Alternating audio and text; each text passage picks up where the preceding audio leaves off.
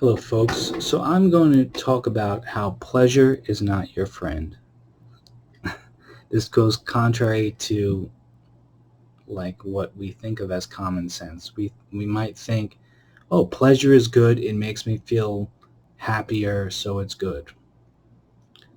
But I'm going to tell you what I think about it is pleasure can be very dangerous too.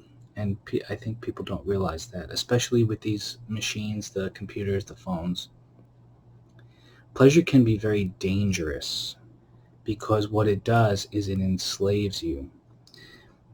What ends up happening, especially in the age of all this technology, is your pleasure ends up enslaving you because you keep looking for more of it and more of it and more of it.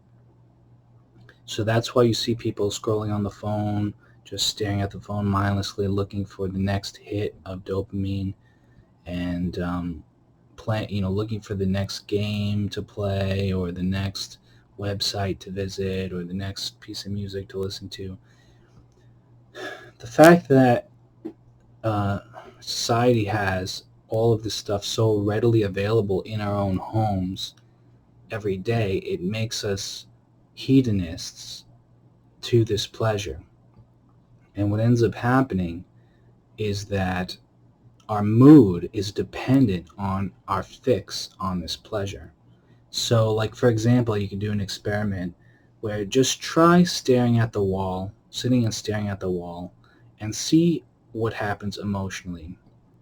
What can happen is that you'll be staring at the wall or whatever, and you'll end up feeling this pulling, this negative pulling feeling to seek more pleasure.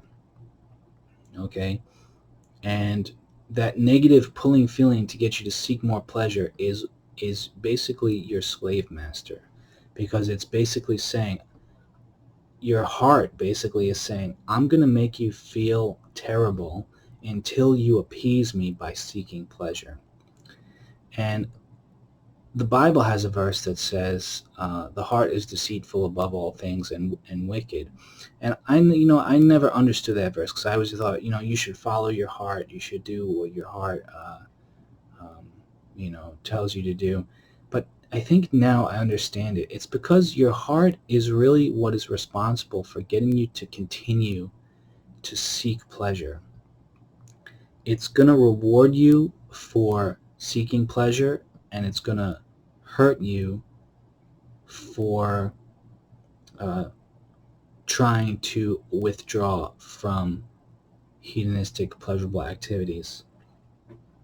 Okay, and with the phones and with the computers, it's you just end up scrolling mindlessly or looking for the next fix, and just enslaves you.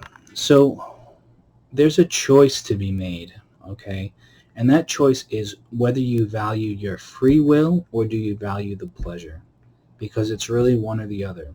Your free will is your ability to make choices, and if you have your ability to make choices despite what you feel, then you're valuing your free will more, because your heart might say, oh, I want more pleasure, I don't want to do something that I'm supposed to be doing, and I just want more pleasure.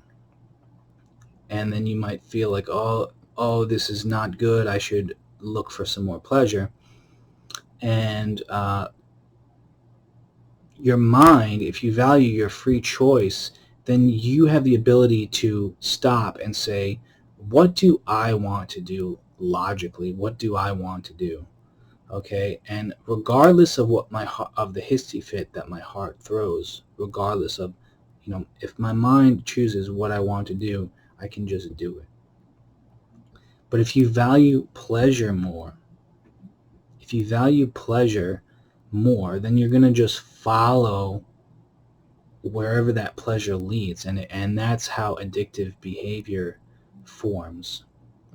And it doesn't have to just be addiction to drugs, it can be addiction to anything. It can be internet addiction, it could be addiction to food, it can be addiction to anything. And it's really an addiction to that feeling that you get when you do these things, whatever it may be, and you just end up feeding that addiction, being a slave to the pleasure, being a slave to your own heart that is saying, I want more pleasure, I want more pleasure. And if you try to stop giving it that pleasure, it's going to give you a negative emotion saying, you're not listening to me.